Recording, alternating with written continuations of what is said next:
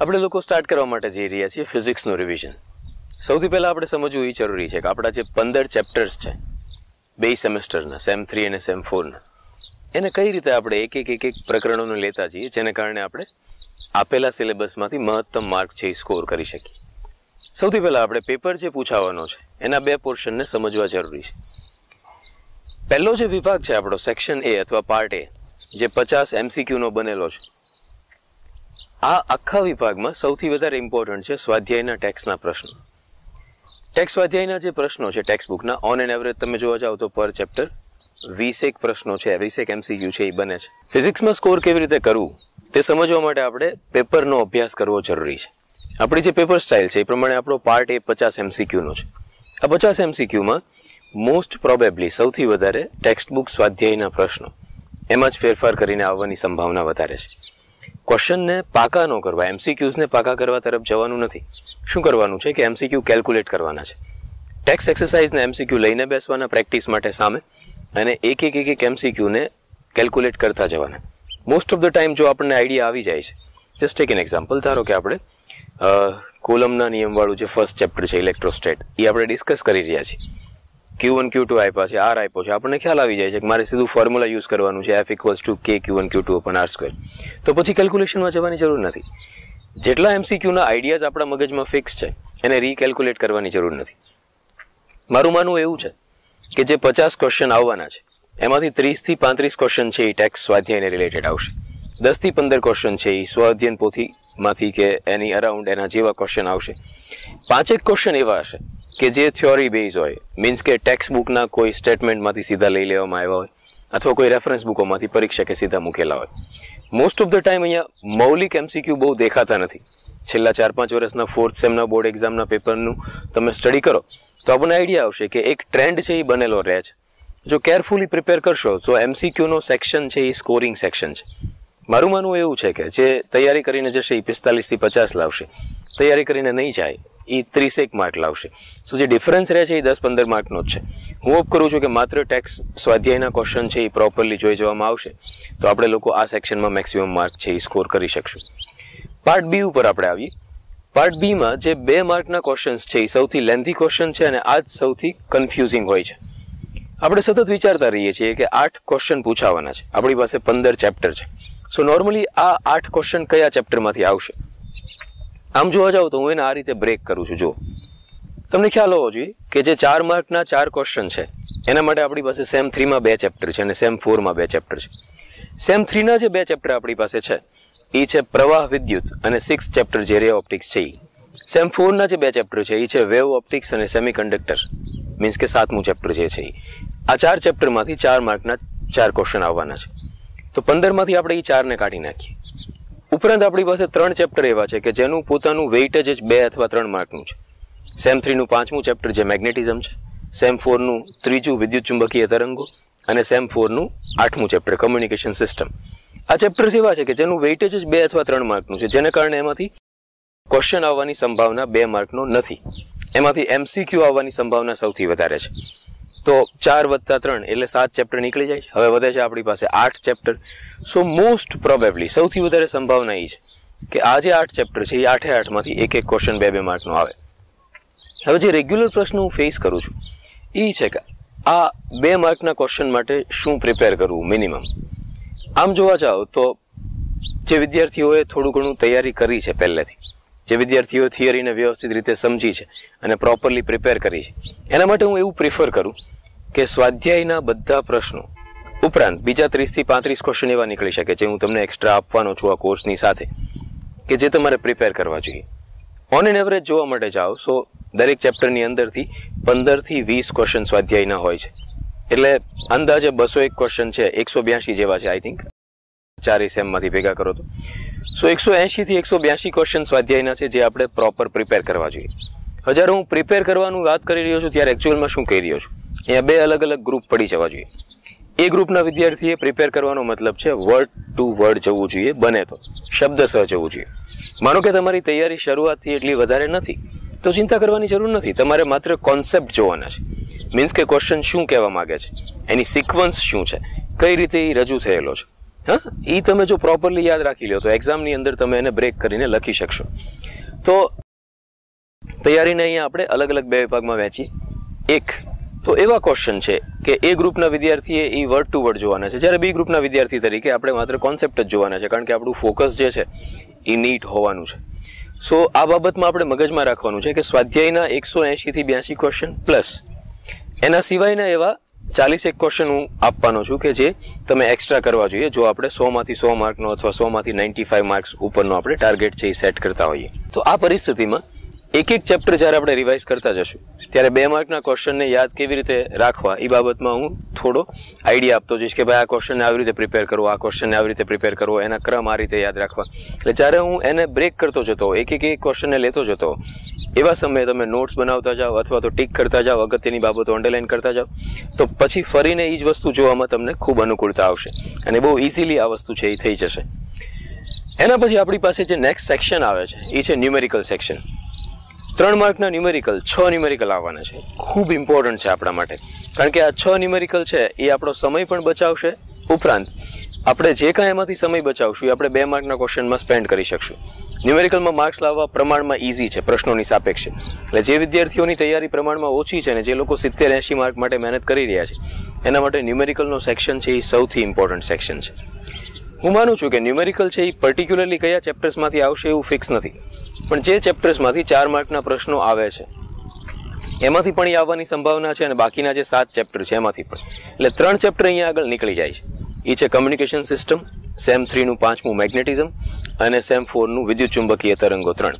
આમાંથી ન્યુમેરિકલ આવવાની પ્રોબેબિલિટી ઓછી છે, પણ એમસીક્યુ છે એમાંથી આવી શકે છે. એટલે ન્યુમેરિકલ કરવા જરૂરી છે. ઘણા લોકો છે અને ન્યુમેરિકલમાં તકલીફ થતી હોય છે કેવી રીતે કરવા, મને યાદ નથી રહેતા દાખલાઓ છે, એ પરીક્ષા સમયે દાખલાઓ ભૂલાઈ જાય છે, બધા દાખલાઓ કરીને જાઉં છું તોય મને ખ્યાલ નથી આવતો. પ્રશ્નનો એક જ જવાબ છે, થવું શું જોઈએ એનો આઈડિયા આપણા મગજમાં ક્લિયર હોવો જોઈએ. આખો દાખલો પાકો કરવા નથી જવાનો, એવી રીતે તૈયાર કરવાના છે જેને કારણે આપણે ક્વેશ્ચન જોઈએ અને આપણા મગજમાં આઈડિયા આવે છે કે નહીં. તો જ્યારે એને રિવાઇઝ કરતા હોઈએ ત્યારે પણ આ જ વસ્તુ મગજમાં રાખવાની છે. એટલે જ્યારે દાખલાઓ હું રિવાઇઝ કરાવવાનો છું આ સમયગાળા દરમિયાન તો હું શું કહેતો જવાનું છું કે દરેક દાખલાની જે મેઇન હિન્ટ પોઈન્ટ છે એ હું આપતો જવાનું છું.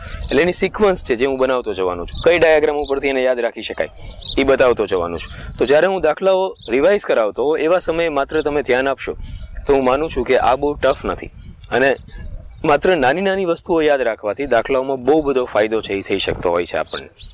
હવે આપણી પાસે વધે છે છેલ્લો સેક્શન. 4 માર્કના જે 4 પ્રશ્નો છે એમાં સૌથી વધારે સંભાવના એ છે કે 2 થિયરીના ક્વેશ્ચન આવશે અને 2 ન્યુમેરિકલ આવશે. એમાં 1 અથવા 2 ઇન્ટરનલ ઓપ્શન હશે. એમાં એવું પણ હશે કે થિયરીની અથવામાં પ્રશ્ન દાખલો તમને આપેલો હોય.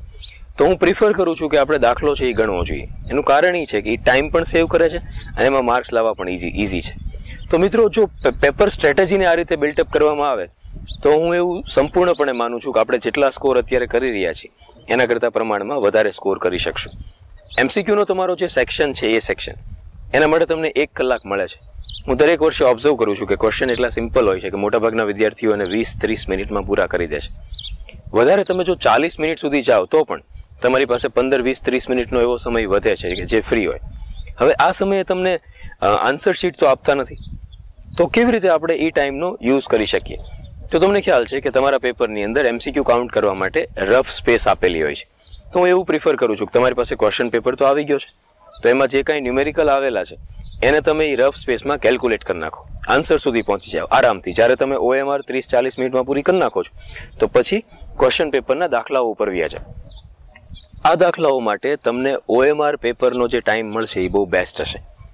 આ સમયની અંદર તમારી પાસે આન્સર પેપર નથી આવેલો એટલે તમે રફ જે તમારો પેપર છે ક્વેશ્ચન પેપર એની અંદર નોટ્સ બનાવતા જાઓ અને આન્સર સુધી પહોંચી જાઓ ન્યુમેરિકલના. પછી જેવી તમારી પાસે આન્સર શીટ આવે એટલે સૌથી પહેલાં દાખલાઓવાળો સેક્શન લખવાનું શરૂ કરો અને જે તમે આન્સર સુધી પહોંચ્યા છો એને આરામથી એની અંદર વ્યવસ્થિત રીતે સારા અક્ષરે ઉતારી શકશો. એનું રીઝન એ છે કે હવે તમારી પાસે ગણેલો તો છે જ, માત્ર તમારે એની અંદર લખવાનો જ છે. એટલે કોઈ છેકછાક નહીં થાય, એક સિક્વન્સ બનેલી રહેશે, કાંઈ ભૂલ હશે તોય પાછી રેકગ્નાઇઝ થઈ જશે. સો દાખલાઓના જે 18 માર્ક છે પ્લસ 4 માર્કના સેક્શનમાં દાખલાઓના જે બીજા 8 માર્ક છે એ તમે સરળતાથી લઈ શકશો. હું માનું છું કે જો આ સ્ટ્રેટેજીથી જશો તો તમારી પાસે 2 માર્કના પ્રશ્નો જે ડિસ્ક્રિપ્ટિવ છે અને 4 માર્કના 2 પ્રશ્નો જે ડિસ્ક્રિપ્ટિવ છે એના માટે તમારી પાસે આરામથી 1.5 કલાક જેવો સરસ સમય વધશે અને તમે એનો પ્રોપર એમાં યુઝ કરી શકશો. એમાં જો તમારી પાસે સમય હશે તો તમે વિચારીને કઈ રીતે પ્રશ્ન આખો ક્રિએટ થયેલો છે એ પ્રમાણે તમે એના જવાબો છે એ ક્લિયર કરી શકશો. હું માનું છું. આઈ હોપ કે આ જે આખું પેપરનું ડિસ્ક્રિપ્શન છે એના ઉપરથી તમને આઈડિયા આવી ગયો હશે કે તમારે સ્ટ્રેટેજી કેવી રીતે બિલ્ટઅપ કરવાની છે અને તૈયારીમાં કેવી રીતે જવાનું છે. તો ફ્રેન્ડ્સ, હવે આપણે જઈ રહ્યા છીએ ચેપ્ટર બાય ચેપ્ટર કેવી રીતે આપણે થિયરી પ્રિપેર કરવી. એટલે હવે હું થિયરીના સેક્શનને રિવાઇઝ કરવા માટે જઈ રહ્યો છું. તો તમે એવું કરતા જાઓ કે તમારી પાસે ટેક્સ્ટબુક હોય કે ટેક્સ્ટબુક કે કોઈ મટીરિયલ હોય તો એને સાથે રાખતા જાઓ અને હું સ્ટેપ બાય સ્ટેપ ટેક્સ્ટબુકની થિયરીને રિવાઇઝ કરાવતો જાઉં છું. કયા પ્રશ્નો અગત્યના છે કયા નથી એ પણ તમારી સાથે ડિસ્કસ કરતો જાઉં છું. Okay, thank you.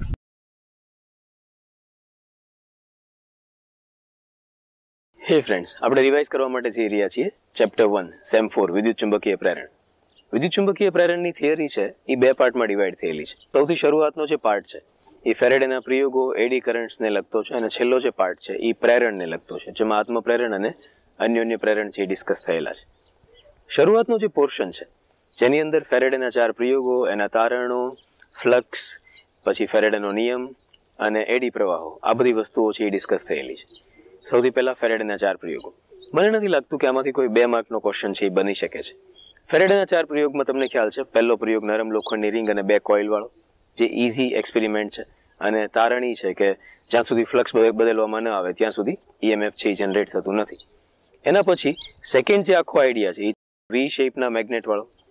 એના પછી આપણને ખ્યાલ છે કે એક લૂપ છે અને એની તરફ મેગ્નેટને લાવવામાં આવી રહ્યું છે. અને ચોથો જે આઈડિયા છે એ 2 લૂપ સામસામે રાખવામાં આવે. તો આ 4 આઈડિયાઝ ફેરેડેના એક્સપેરિમેન્ટમાં ડિસ્કસ થયેલા છે. શરૂઆતના પોર્શનમાંથી જો કોઈ ઇમ્પોર્ટન્ટ બાબત હોય તો એ છે ફેરેડેના પ્રયોગના તારણો. તમને ખ્યાલ છે 4 મેઇન તારણો છે જે આપણે યાદ રાખવાના છે.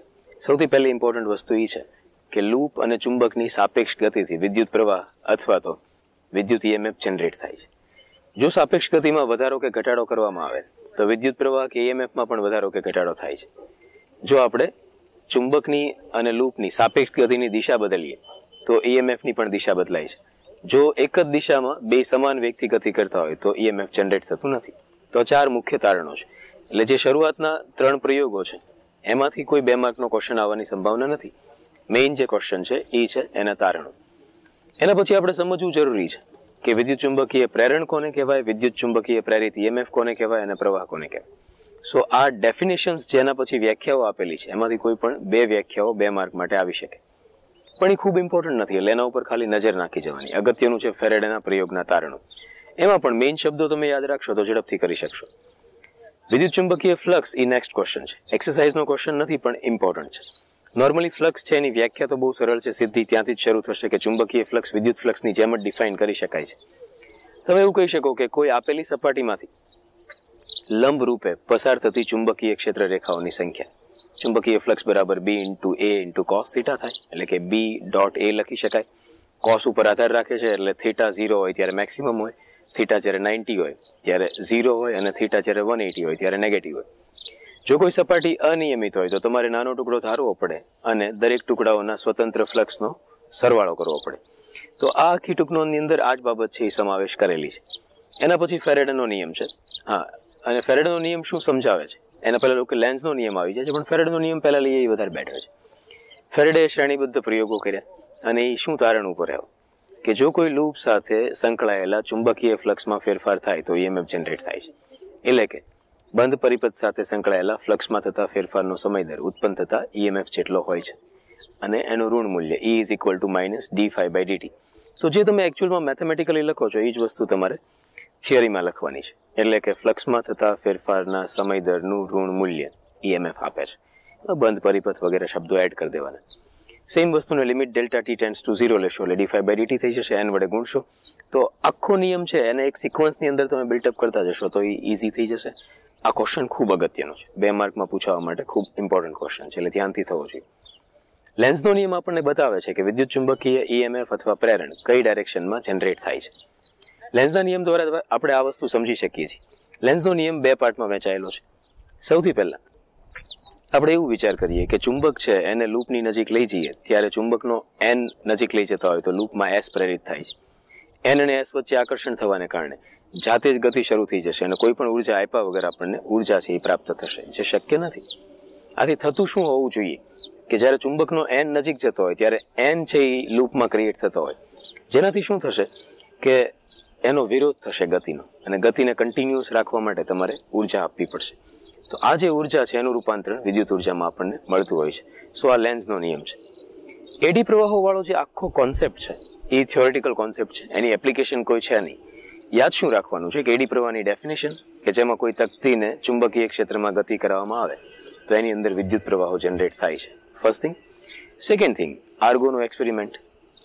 આર્ગોએ કોઈ તકતીને જ્યારે હવામાં પડતી મૂકી અથવા તો કોઈ તકતીની ઉપર મેગ્નેટિક નીડલને સ્થિર રાખી તો તકતીને ઘુમાવવાથી નીડલ પણ ફરે છે, જે શું બતાવે છે કે તકતીની અંદર ઉત્પન્ન થયેલા પ્રવાહો છે એને કારણે નીડલ છે એની સાથે સંકળાય છે અને રોકવાની ટ્રાય કરે છે. જેવી રીતે લેન્ઝના નિયમ પ્રમાણે હંમેશા એવી જ દિશામાં ચુંબકીય EMF ઉત્પન્ન થાય કે જેને કારણે એ ઉત્પન્ન થતું હોય એનો વિરોધ થાય. તો આર્ગોના એક્સપેરિમેન્ટમાં આ જ વસ્તુ છે કે નીડલ છે એ તકતીની ગતિને રોકવાનો પ્રયાસ કરશે અને રોકવાના પ્રયાસમાં પોતે પણ જાતે ફરવાનું શરૂ કરી દેશે, જે બતાવે છે કે એડી પ્રવાહો એમાં ઉત્પન્ન થાય છે. ડિટેલમાં જઈએ તો એડી પ્રવાહની ડાયરેક્શન પણ શોધી શકાય છે.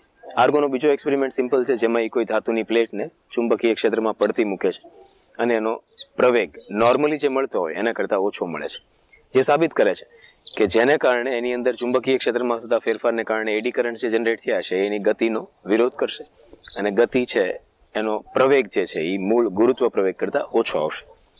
એના પછી ઇલેક્ટ્રોમેગ્નેટિક ડેમ્પિંગ કે જેમાં તમે બે ધ્રુવો વચ્ચે કોઈ પ્લેટને દોલિત કરતી રાખો છો અને એની ગતિ છે એ ધીમે પડશે જ્યારે એ મેગ્નેટિક ફિલ્ડની અંદર એન્ટર થશે અને બહાર નીકળશે. આ બે સમયે એમાં ફ્લક્સમાં ફેરફાર થશે. ફ્લક્સમાં થતો ફેરફાર છે એ EMF જનરેટ કરશે. EMF જનરેટ થવાનું કારણ એની ગતિ છે અને એ ગતિ જ અવરોધવાનું શરૂ થશે, જેને કારણે દોલનો ધીમા પડતા જશે, અવમંદિત દોલનો બનશે, જેને આપણે કહીએ છીએ ડેમ્પ્ડ ઓસિલેશન.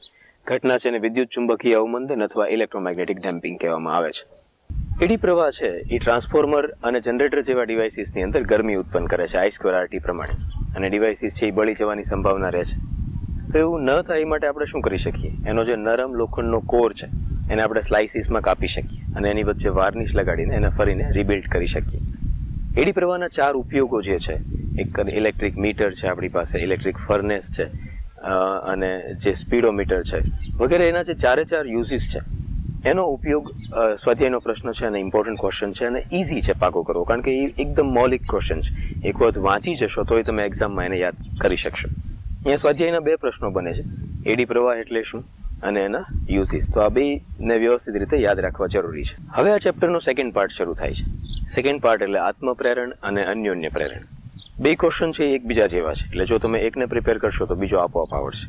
હું એને કેવી રીતે યાદ કરું છું? જો આત્મપ્રેરણ છે એની ડેફિનેશનથી શરૂ થાય છે. કોઈ પણ લૂપની અંદર પ્રવાહ વેવડાવતા એની અંદર ચુંબકીય ક્ષેત્ર જનરેટ થાય છે μ0 Ni. પોતાના ચુંબકીય ક્ષેત્રને કારણે એની સાથે પોતાનું ફ્લક્સ સંકળાયેલું હોય છે. જો આપણે એમાંથી પસાર થતો પ્રવાહ બદલીએ I, તો એની જ સાથે સંકળાયેલું ફ્લક્સ પણ બદલાય છે. ફ્લક્સ બદલાવાને કારણે એમાં EMF જનરેટ થાય છે, E = -dϕ/dt. સો આ EMF છે એ આત્મપ્રેરિત EMF છે, કારણ કે પોતાનામાંથી જ પસાર થતા વિદ્યુત પ્રવાહમાં આપણે ફેરફાર કરેલો છે. અહીંયા આગળ જોવામાં આવે છે કે લૂપ સાથે સંકળાયેલું ફ્લક્સ છે φ, એ એમાંથી પસાર થતા પ્રવાહ ઉપર આધાર રાખે છે, એટલે કે φ ચલે છે I, આમ કહો તો N∅ ચલે છે I. જો આપણે અચળાંક મૂકીએ તો L આવશે, જે થઈ જશે N∅ = Li. L ને કરતા બનાવશો તો N∅/I બનશે, એટલે કે એકમ વિદ્યુત પ્રવાહથી ઉત્પન્ન થતું ફ્લક્સ અથવા સંકળાયેલું ફ્લક્સ I ની વ્યાખ્યા છે. ત્યારબાદ એનો એકમ શેના ઉપર આધારિત છે. હવે જો એ સેમ ઇક્વેશન છે એનું 2 સાઈડ ડિફરન્શિએશન કરીએ તો આપણને નેક્સ્ટ ફોર્મ્યુલા મળે છે E = -L/di/dt. આના ઉપરથી EMF અને L બેની બીજી ડેફિનેશન છે એ ક્રિએટ થશે અને એનો નવો એકમ જે વોલ્ટ સેકન્ડ અપોન એમ્પિયર છે એ પણ અહીંયા આગળથી ક્રિએટ થશે. ઉપરાંત એની સર્કિટ સિમ્બોલ વગેરે વસ્તુઓ અહીંયા જોઈ શકાશે, જેની સિક્વન્સ છે એ જો મગજમાં આપણે રાખશું તો કોઈ તકલીફ આવતી નથી. સેમ સિક્વન્સને તમે ફોલો કરી શકો અન્યોન્ય પ્રેરણની અંદર પણ. એ સેમ જ આવશે, વ્યાખ્યા પણ લૂપ 2 થઈ જશે. પ્રવાહ એકમાં ફેરફાર કરશો, EMF બીજા લૂપમાં જનરેટ થશે. તો મેઇનલી 2 ક્વેશ્ચનને એક જ સિક્વન્સથી યાદ રાખી શકાય છે. અન્યોન્ય પ્રેરણમાં આધારિતતા છે એ એક કરતાં વધી જાય છે. એક જસ્ટ એક્ઝામ્પલ આપું, ધારો કે આત્મપ્રેરણ છે શેના ઉપર આધાર રાખે છે? આપણી પાસે ફોર્મ્યુલા છે μ0 N અને એલ n સ્ક્વેર એ અપોન એલ. સો યાદ રાખે છે મ્યુ0 એટલે કે માધ્યમ, n એટલે આંટાની સંખ્યા, એ એટલે શેપ એનો આડછેદનો, અને એલ એટલે સોલેનોઇડના પરિમાણ. જ્યારે અન્યોન્ય પ્રેરણ છે એ આ 4 બાબતો ઉપર તો આધાર રાખે જ છે, પણ બે લૂપની વચ્ચેનું માધ્યમ, એનું અંતર અને એકબીજા તરફનું નમન એટલે કે ઓરિએન્ટેશન ઉપર પણ ડિપેન્ડ કરે છે. સો આવા નાના નાના ફેરફારોને ધ્યાનમાં રાખશો તો બે વચ્ચેનો તફાવત તમે સરળતાથી ડિફાઇન કરી શકશો અને બેને ઇઝીલી યાદ રાખી શકશો. હું માનું છું કે બેને તફાવતના સ્વરૂપમાં યાદ રાખશો તો એકદમ સરળ થઈ જશે. છેલ્લો જે ક્વેશ્ચન છે આ ચેપ્ટરનો એ છે જનરેટર. જનરેટરને સરળતાથી યાદ રાખી શકાશે કારણ કે એની અંદર મેઇનલી બે ક્વેશ્ચન. એક એનો સિદ્ધાંત જે વિદ્યુત ચુંબકીય પ્રેરણ છે, એવરીબડી નોઝ. ત્યારબાદ એની જે રચના છે જેમાં બે ચુંબકની વચ્ચે લૂપ છે એ તમે ફિટ કરેલું છે, કેવી રીતે આખી પ્રોસેસ છે એ વર્ક કરે છે તમને ખ્યાલ છે, અને બ્રશ કમ્યુટેટર કેવી રીતે કામ કરે છે, ઉપરાંત આખું આર્મેચર છે એ રોટેટ થાય ત્યારે આપણને એના બે છેડા વચ્ચે કેવી રીતે અલ્ટરનેટિંગ વોલ્ટેજ અથવા કરંટ છે એ પ્રાપ્ત થાય છે એ પણ ખ્યાલ છે. અહીંયા આગળ પ્લસ માઇનસ સતત બદલાતા હોવાને કારણે આપણને સાઇન વક્ર છે એ મળે છે. ઓલરેડી આપણને ખ્યાલ છે E = dϕ/dt થશે, phi = NAB cos omega t થશે, અને એનું ડિફરન્શિએશન કરશો એટલે એ થઈ જશે NAB omega sin omega t plus થઈ જશે કારણ કે કોસનું માઇનસ સાઇન થશે એટલે પ્લસ સાઇન છે એનો આન્સર આવશે. NAB omega અને VM મૂકશો તો સિમ્પલી તમે VM sin omega t લખી શકશો. હવે અહીંયા જે EMF ઉત્પન્ન થાય છે એની લાક્ષણિકતા શું છે? ફ્લક્સ કોસનું વિધેય છે, EMF સાઇનનું વિધેય છે, એટલે એના વક્રો દોરો અને અલગ અલગ સમયે એના મૂલ્ય કેટલા છે એ તમે બતાવો. આ આખો ક્વેશ્ચન સ્વાધ્યાયનો ક્વેશ્ચન છે, તો એને સહેજ પ્રોપરલી આપણે યાદ રાખવો જરૂરી છે. અને છેલ્લે અલગ અલગ પ્રકારના જનરેટર્સ, માનો કે હાઇડ્રો ઇલેક્ટ્રિક છે, ન્યુક્લિયર પાવર જનરેટર છે, એને કેવી રીતે નામ આપવામાં આવે છે દેટ ઇઝ નોટ ઇમ્પોર્ટન્ટ. હું નથી માનતો કે એ અગત્યનો છે. તો અહીંયા બે પ્રશ્નો અગત્યના છે. એક છે સિદ્ધાંત, રચના, કાર્ય પદ્ધતિ, જે તમે રચના વગેરે આકૃતિ ઉપરથી લખો તો પણ ચાલે, મૌલિક છે. તારવણી જ્યાં આવે છે NAB omega sin omega t, ત્યાં ખાસ આપણે ધ્યાનમાં રાખવાનું છે. અને પછી EMFની લાક્ષણિકતાઓ છે એને થોડી કેરફુલી આપણે ડિટેલમાં ડિસ્કસ કરવાની છે. જેમાં મેં કીધું એ રીતે બે વક્રોને જ આપણે ડિફાઇન કરવાના છે, બીજું કાંઈ જોવાનું નથી. તો ફ્રેન્ડ્સ, આ થઈ ગઈ આ ચેપ્ટરની થિયરી, જેને તમે પ્રોપરલી એક વખત મેં જે રીતે કીધું છે એ રીતે રીડ કરશો અથવા યાદ કરશો તો હું નથી માનતો કે એક્ઝામ વખતે તકલીફ થવાની છે. Okay, thank you.